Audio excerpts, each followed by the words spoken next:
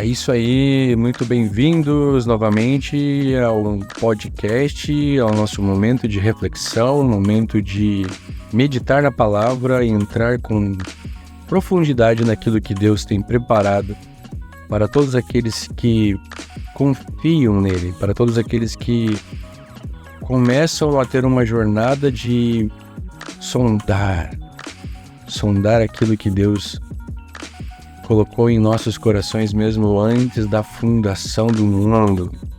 Isso mesmo. Ultimamente eu tô muito pensativo. E eu não podia deixar de compartilhar com vocês isso. Tenho pensado muito a respeito sobre fé. Eu creio que sem fé, literalmente, é impossível a gente agradar a Deus. Não tem como a gente viver uma vida de fachada quando se trata de viver o Evangelho, quando se trata de viver o cristianismo. E aí eu fico pensando, Deus tem muito mais. O amor dele é insondável, o amor dele não tem como contar, não tem como descrever com palavras o que ele fez por amor a nós, por amor a mim. O que ele derramou através da cruz, o perdão, o que ele derramou através da cruz, a restauração de paternidade, não tem preço. Não tem preço.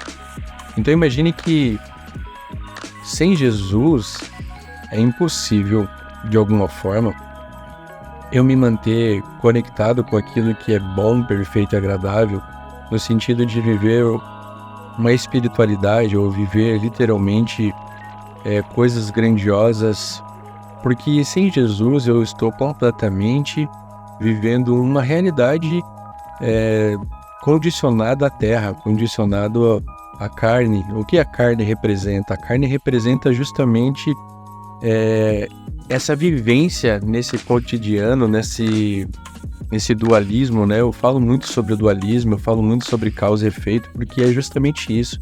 Quando nós não estamos conscientes da presença e da grandeza de Deus, a única consciência que nós temos é o sistema em qual nós vivemos. E quando nós não estamos conscientes de Cristo em nós, então nós estamos vivendo um sistema de aprisionamento. E a gente acha que a gente é livre. A gente acha que nós somos livres. Mas nós não somos livres. A verdadeira liberdade só existe quando nós estamos em Cristo Jesus. Não existe outra liberdade. Nossa, você está sendo muito radical. Não, eu não estou sendo radical. Eu tô querendo elevar o meu nível de pensamento, de consciência, meu nível de meditação mais alto. O que eu quero dizer com isso? É literalmente eu fazer essa separação entre juntas e medula, espírito e alma. Eu trazer esse sentimento de que quando eu entendo que eu sou um espírito que possui uma alma e habito num corpo, eu preciso me adequar ao espírito e não ao corpo. Vamos supor no sentido assim, ó. Imagine então que o sistema completo, não sei se agora o átomo, que segundo os próprios cientistas falam, que é 99,99999 a perder de vista, é energia. Ou seja, espírito, aquilo que não é visto, não é tangível, né? Apenas 1% daquilo é uma molécula, é uma partícula. Então imagine que o corpo, a terra, as coisas que nós conseguimos ver, as coisas o qual nós observamos com os nossos olhos naturais, é esse 1%, é essa pequena partícula que nos aprisiona nesse sistema. Só que a Bíblia diz que todas as coisas visíveis foram feitas daquilo que não é visível. Interessante. Ou seja, quando Deus lá em Gênesis, no começo, ele olhou a terra sem forma e vazia, e diz que o Espírito de Deus pairava sobre o abismo, sobre a face das águas. E aí Deus disse assim, haja luz e houve luz no primeiro dia. Só que Deus não estava falando sobre luz dos astros, do sol, das estrelas. Deus estava falando de uma outra luz. Eu creio no meu coração que essa luz é o poder que foi colocado sobre todo o sistema da Terra. Aonde é esse poder que quando Deus fala e age e ouve e acontece, o próprio Cristo é a luz do mundo. Ou seja, a Bíblia também descreve que tudo foi feito por Ele e para Ele. Ele é o Verbo que se fez carne. Quando Deus criou todas as coisas, Ele estava ali com Deus. Ele era o arquiteto de tudo. Então a substância, eu creio que o poder de Deus, a palavra de Deus, quando foi liberada, ela foi colocada sobre todo esse sistema, toda essa partícula, esse 1%, onde a palavra, quando dita, ela começava a se criar a matéria, começava a se trazer tangibilidade para as coisas. Então, o invisível se tornando visível. É incrível isso. É incrível quando você percebe que se eu começo então a perceber, a me colocar no sentimento de que eu não sou mais eu, mas Cristo vive em mim. O que isso significa de verdade é quando ele diz que eu morri e eu ressuscitei juntamente com ele. E aí eu me torno então um ser espiritual. Eu quero compartilhar aqui algo que vai trazer esse complemento, na verdade complemento não, vai trazer luz para aquilo que eu estou dizendo agora, está lá em Romanos 8. E diz assim, portanto agora nenhuma condenação há para os que estão em Cristo Jesus. Perceba que esta condenação só não existe quando eu estou em Cristo. Mas quando eu aceitei Jesus Cristo, então não há mais condenação. Não, quando eu aceitei Jesus Cristo, eu tenho a salvação. Mas para eu perceber que não existe mais condenação, eu preciso me perceber que eu estou em Cristo Jesus. É muito diferente. Eu costumo dizer para minha esposa que existe diferença entre eu falar eu te amo e eu te amo.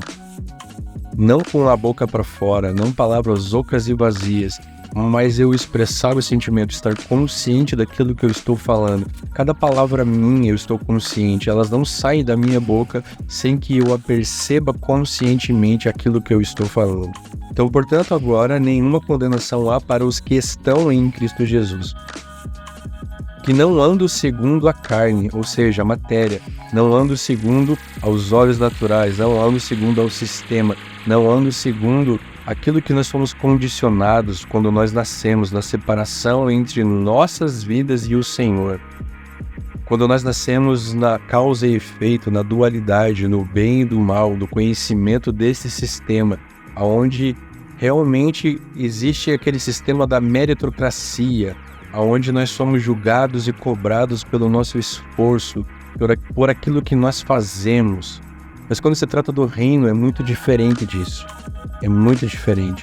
Porque o sistema de meritocracia, sistema de merecimento, de causa e efeito, estava muito ligado quando era apenas uma sombra do que haveria de vir. Porque aquilo era dado para nós termos a consciência de que sem Cristo, nós não passávamos de pessoas sem a glória, sem a plenitude, sem o amor, sem a bondade e sem conseguirmos, por nosso próprio esforço, agradar a Deus. Então vamos continuar aqui, Portanto, agora nenhuma condenação há para os que estão em Cristo Jesus, que não andam segundo a carne, mas segundo o Espírito. Que Jesus diz: o Espírito é que vivifica, e de nada tem proveito, não tem valor algum. As minhas palavras são espírito e são vida. Os verdadeiros adoradores o adorarão em espírito e em verdade, porque Deus é espírito e espera que então o adore em espírito e em verdade. Eu sou espírito, fui gerado nele antes da fundação do mundo, de forma irrepreensível no seu amor. Essa é uma consciência que não deveria fazer falta ou deixarmos de pensar todos os dias. Porque a lei do Espírito de vida em Cristo Jesus, perceba, em Cristo Jesus, me livrou da lei do pecado e da morte. Porquanto, o que a lei não podia fazer, visto como estava fraca pela carne, Deus enviando o seu próprio Filho em semelhança à carne pecaminosa, e como oferta pelo pecado, condenou o pecado aonde? Na carne. Para que a justiça da lei fosse cumprida em nós, que não andamos segundo a carne, mas segundo o Espírito, porque os que são segundo a carne têm a mente nas coisas da carne. Os que andam segundo a carne têm a mente presa no sistema da dualidade, causa e efeito, o esforço. E quando eu ando nesse sistema da dualidade, da causa e efeito, eu me separo da grandiosidade, do amor e da bondade. E aí quando eu percebo que a minha vida, ela está aprisionada, como é que eu posso então buscar primeiro o reino e a justiça de Deus e as demais coisas vos serão acrescentadas? Ou eu creio que aquilo que Jesus disse é real e é verdade, ou eu estou chamando ele de mentiroso. Só que eu sei que ele não é mentiroso. Eu sei que ele é a verdade e tudo que ele disse é verdade. Então, para que eu possa usufruir daquilo que ele disse, quando ele fala para buscar primeiro o reino, sua justiça e as demais coisas vos serão acrescentadas, ele estava colocando ênfase sobre o que comer, o que vestir. Mas naquela época, comida era dinheiro, roupa era dinheiro, animal era dinheiro. Tudo que aprisionava o homem naquele momento estava relacionado às suas necessidades. Não é diferente do nosso sistema hoje. Nós trabalhamos porque precisamos sobreviver. O sobreviver está condicionado ao comer, ao vestir, ao morar, ao se locomover, ao entretenimento, à escola dos filhos. Ou seja, se você parar para perceber, o dinheiro no sistema da carne, da dualidade, no sistema deste mundo, o qual Adão experimentou, o fruto do conhecimento do bem e do mal, o qual Deus advertiu, não coma. Não é deste fruto que eu desejo que você coma. Tem a árvore da vida e o resto de todos os frutos. E tudo pode comer menos da árvore do conhecimento do bem e do mal. Porque quando comer, você vai morrer. E o morrer não estava condicionado à morte física, mas estava condicionado à plenitude, à consciência de estar presente em Deus e Deus em mim. A consciência de estar sendo suprido, amado, sendo gerido por Ele. Os cuidados que Deus nos deu. Perceba que o suor, o trabalho que Deus fala para Adão estava condicionado à maldição, porque ele quebrou uma regra que Deus havia colocado, que era não comer o fruto. Então, por consequência de Adão, foi gerada uma maldição, que tudo na vida seria gerado por suor, por labuta, por muito esforço. E essa é a nossa consciência diária. Só que Jesus, ele se tornou maldito em meu lugar. Ele quebrou a lei da maldição. É perfeito. Então, se a minha consciência está ligada que eu preciso me esforçar muito para obter um mínimo que esse sistema me oferece, eu estou colocando os meus olhos nos montes e não em Deus. Então, vamos continuar aqui, ó. Então, porque a mente das coisas, porque os que segundo a carne têm a mente das coisas da carne, mas os que são segundo o Espírito para as coisas que são do Espírito. Porque a mentalidade carnal é morte, mas a mentalidade espiritual é vida e paz.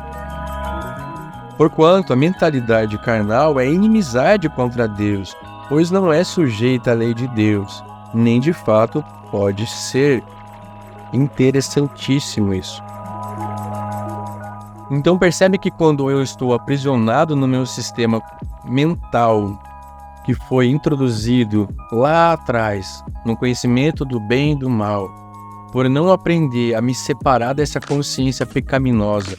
O que é a consciência pecaminosa? É errar o alvo, é eu deixar de olhar para o Criador, aquele que supre todas as minhas necessidades, aquele que gerou em mim o amor, a paz, aquele que me gerou mesmo antes da fundação do mundo, aquele que me escolheu antes da fundação do mundo. A fundação do mundo representa a consciência deste sistema, ou seja, antes da consciência do pecado, aquele que me gerou antes do pecado, antes da divisão, antes da separação, antes do medo, antes da ansiedade, antes da doença, antes de qualquer coisa que foi atribuído ao sistema do conhecimento do bem e do mal. O sistema do conhecimento do bem e do mal representa eu tiro daquilo que Deus fez por mim e eu trago para minha consciência, para o meu dia, para a minha vida. O eu faço, o eu consigo, o eu me esforço. Deus faz a sua parte, mas eu faço a minha. E a minha parte não está condicionada a buscar primeiro o reino e a sua justiça. Mas quando eu falo que Deus faz a sua parte, mas eu tenho que fazer a minha, será que eu não estou trazendo a condicionamento no sentido de que Deus, deixa comigo, vai. Eu faço a minha parte, que nem tem uma música, né, que eu tá no mundo, no sentido assim, a Deus eu peço só saúde e o resto eu corro atrás. Será que é isso que está condicionado a eu fazer a minha parte? Deus, eu só te peço saúde porque o resto eu corro atrás. Não era esse o sistema de Deus. Não era esse a intenção de Deus. Porque Jesus, quando ele estava na terra, ele foi chamado segundo Adão, ele foi chamado para nós olharmos para ele como um espelho de vida, seguirmos os seus passos, seguirmos exatamente o que ele nos conduziu para fazer. E ele diz que ele não fazia nada a não ser que primeiramente ele olhasse e visse o Pai fazendo ou falando. Então tudo que Jesus fez, todas as curas, todos os milagres, todo o desejo que Jesus gerou no coração era uma expressão do amor de Deus por aqueles que foram chamados antes da fundação do mundo, de forma irrepreensível no seu amor, mas perderam isso, porque foi rompido a ligação entre o espírito e a carne. A alma foi rompida, então eu deixo de viver no espírito e começo a viver apenas na minha alma, nos meus sentimentos, nas minhas emoções. E quando eu começo a viver nos meus sentimentos, nas minhas emoções, porque eu não estou mais vivendo no espírito, então eu tiro a suficiência de Deus e trago para mim. E essa carne representa exatamente isso. É quando eu chamo para mim a responsabilidade. Então, se eu chamo para mim a responsabilidade, por que Jesus teve que morrer? Ah, mas Jesus morreu para a minha salvação, para pagar os meus pecados. Se eu tenho uma visão tão limitada apenas do que Jesus fez, é apenas para redimir dos pecados, para me salvar do quê? Jesus, ele pagou um alto preço para me redimir dos pecados, me salvar. Sim, mas o principal objetivo foi para nos resgatar a condição de filhos. De filhos. É muito importante a gente entender isso. O filho pródigo representa muito isso. Quando o filho pródigo chega lá e pede toda a sua parte para o pai e fala assim, eu quero aquilo que me pertence e eu vou rodar o mundo. O pai deu para ele, o filho sai, torra todo o seu dinheiro, gasta tudo, vive numa condição de vergonha, de miséria, de decadência, de humilhação. Ele estava alimentando os porcos e ele estava comendo a comida que os porcos comiam. E aí ele pensou com ele mesmo, puxa vida, os servos do meu pai têm pão, têm comida, eu vou voltar, eu vou me humilhar e vou me colocar de condição de servo, de escravo, e pelo menos lá eu vou ter comida para comer. Causa e efeito, dualidade, meritocracia, merecimento. E aí ele volta. E aí quando o pai vê o filho lá longe, ele vai correndo em sua direção.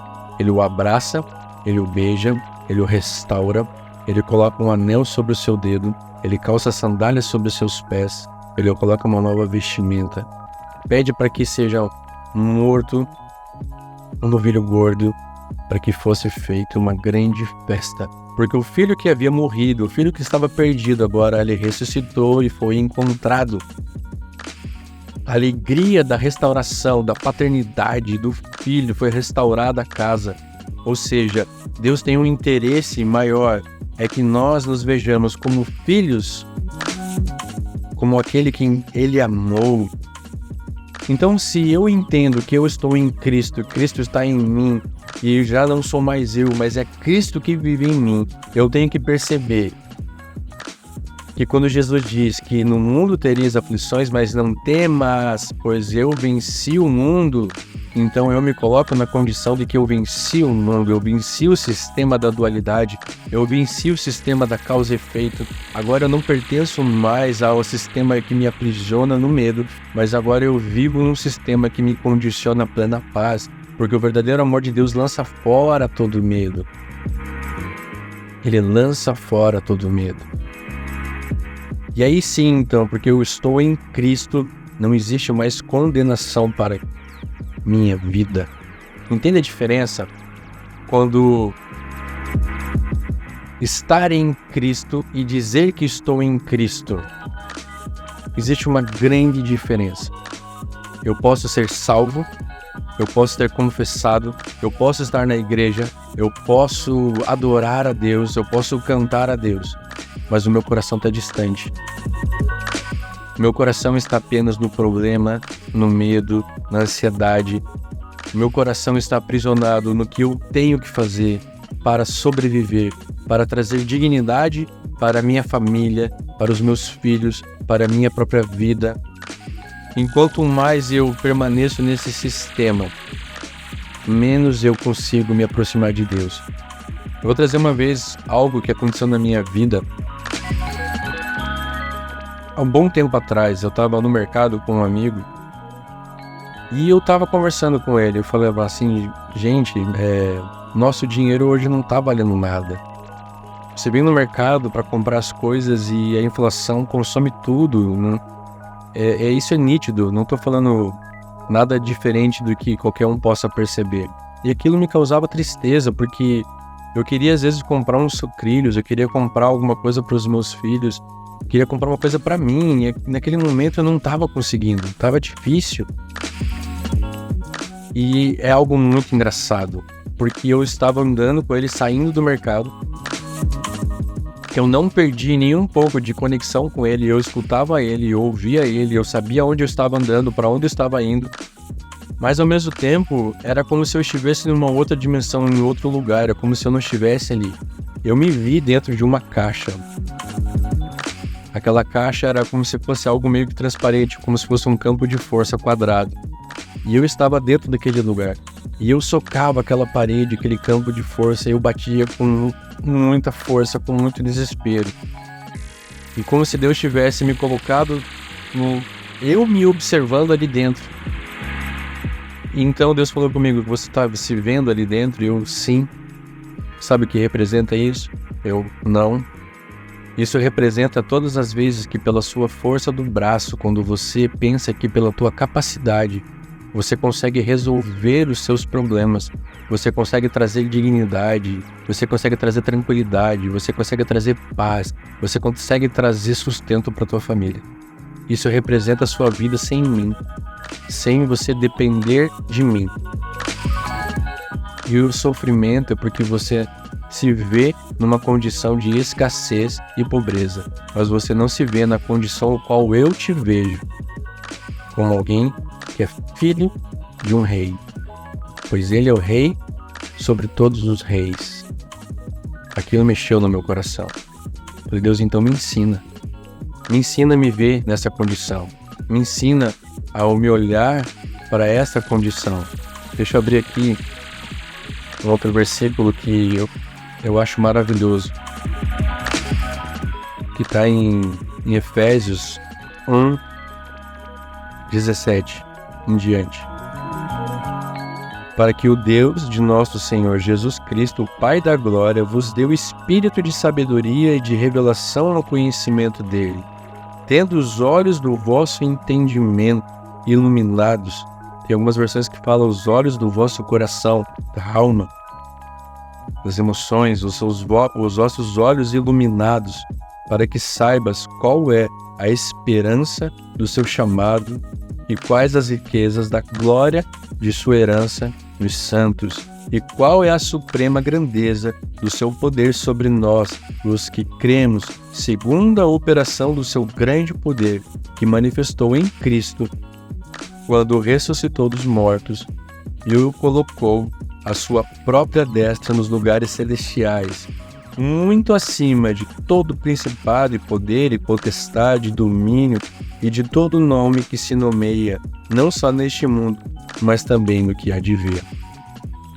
Percebe que aqui Paulo diz para que os vossos olhos sejam abertos e iluminados. Então eu comecei a orar: Pai, abre os meus olhos para que eu enxergue com clareza não mais aquilo que eu estou condicionado a este sistema, a este mundo, mas aquilo que o Senhor tem para minha vida, todas as suas riquezas em glória. Ontem participei de uma live com o pastor Janderson. Ontem, no caso, foi dia 25 de setembro de 2024, só para ficar contextualizado. E algo, assim, caiu uma ficha. Eu percebi que quando eu tento utilizar a fé para conseguir coisas nesse sistema, nesta dimensão da Terra, na minha vida, coisas materiais, coisas que eu necessito para o meu dia, eu faço dessa forma porque eu não me vejo condicionado nele antes da fundação do mundo. Então, as minhas orações são aprisionadas pelo medo, pela ansiedade, pela falta. Só que Jesus diz que mesmo antes de vocês orarem, o Pai de vocês já sabe que necessitais de todas elas. Jesus está falando assim: ei, para! Não olha para aquilo que você pensa que você não tem, mas comece a elevar os seus olhos para aquilo que eu já fiz, pois já está consumado. Desfrute do meu amor, que é o maior e melhor lugar onde você pode estar. Porque no amor de Deus não tem medo, não tem falta, não tem ausência de nada. Tudo já fomos supridos. Deus é a luz e nele não habita trevas. Permaneça com seus olhos focados nele. Não importa nesse momento o que você está passando, qual é o problema e qual é a dificuldade. Tira os olhos do problema e da dificuldade. Eleva os seus olhos acima do monte e perceba que o teu socorro vem de Deus e não do sistema, não do trabalho, não do teu esforço, não da tua inteligência, mas sim de Deus. E Deus é o meu provedor, Deus é o meu pastor, Ele me faz assentar em pastos verdejantes, me faz me acalmar. Ele me faz andar ao lado de águas serenas e tranquilas. Perfeito, aquele que cuida de mim. Obrigado, Pai. Obrigado, Pai. É isso que eu tenho no meu coração. Hoje eu queria te convidar, então, a meditar nessa palavra em Romanos, a meditar naquilo que Deus tem para a tua vida antes da fundação do mundo, de forma irrepreensível no seu amor. Tira os olhos agora da preocupação, tira os olhos naquilo que tem trazido ansiedade, mas comece a focar os olhos naquele que tem todo o poder para te fazer andar por sobre as águas. Foca os olhos nele. Perceba que se você não estiver consciente na tua busca, é apenas uma busca vã, porque você está tentando.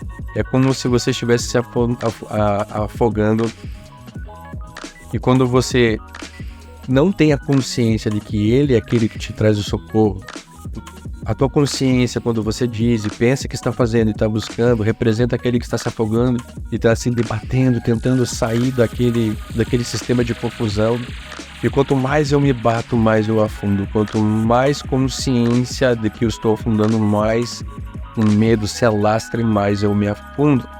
Agora, quando eu peço socorro, ele me tira das águas e ele me pergunta: por que é que duvidou? Por que é que duvidou? Permaneça nessa palavra. Mantenha seus olhos nele. Ele não é um fantasma. Esta é uma continuação da mensagem passada. Ele não é um fantasma. Ele é o Cristo ressurreto e está consumado. Não esqueça de curtir, compartilhar e comentar. Me ajuda muito, me ajuda muito. Eu estou bem no comecinho. Eu não estou preocupado com os likes, com os seguidores nesse sentido. Mas me ajuda muito a entender que aquilo que Deus vem colocando no meu coração está servindo de algo bom para a sua vida. Eu estou compartilhando a Bíblia na mesa, em comunhão com você, com o meu irmão, com a minha irmã. Então, compartilhe, curta, comente, se assim você achar que deve fazer, ok?